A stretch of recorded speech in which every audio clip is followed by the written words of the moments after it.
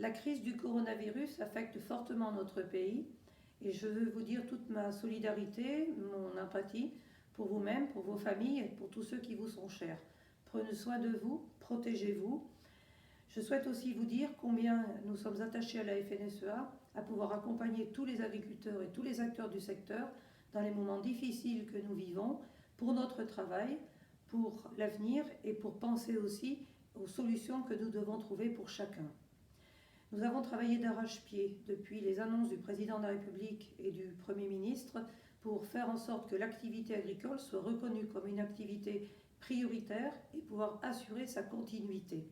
Cela a démontré que derrière les grands distributeurs, derrière l'industrie, il y a la production agricole essentielle pour notre pays et qu'il y a aussi toute une kyrielle d'entreprises autour de nous, transport, logistique, transformation, emballage, sanitaire, dont nous avons besoin.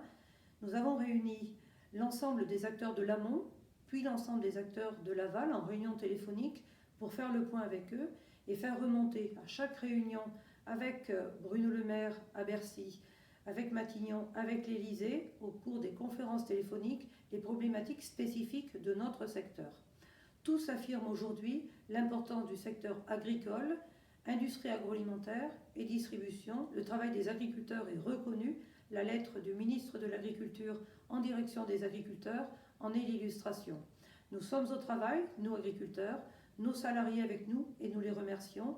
Il faut que nous puissions assurer les conditions de travail et de sécurité pour qu'à tous les postes, les salariés puissent continuer à travailler pour pérenniser cette activité.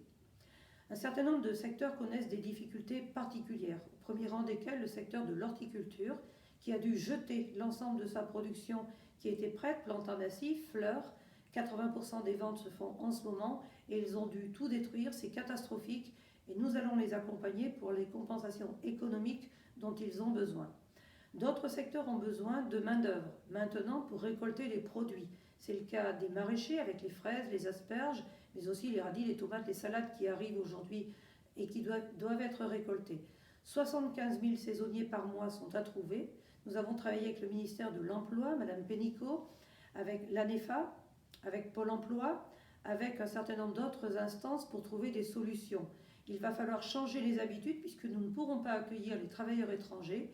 Nous avons donc lancé un appel très large à tous ceux qui sont au chômage technique aujourd'hui, qui ont du temps disponible et qui veulent bien venir travailler dans nos champs. Nous aurons vraiment besoin d'eux. Nombreux se manifestent aujourd'hui suite à cet appel et c'est tant mieux. Nous rationalisons les choses département par département pour trouver les solutions. Ça ne sera peut-être pas parfait tout de suite, mais nous avançons pour trouver les solutions. Nous avons aussi mis en avant les difficultés par rapport au transport. Collecter le lait, livrer les aliments, livrer les phytos, les fertiles, les intrants, tout ce dont nous avons besoin dans les exploitations nécessite que les transports puissent continuer. Accueillez chaleureusement les transporteurs qui viennent livrer ou collecter chez vous parce que c'est un maillon essentiel de la chaîne alimentaire.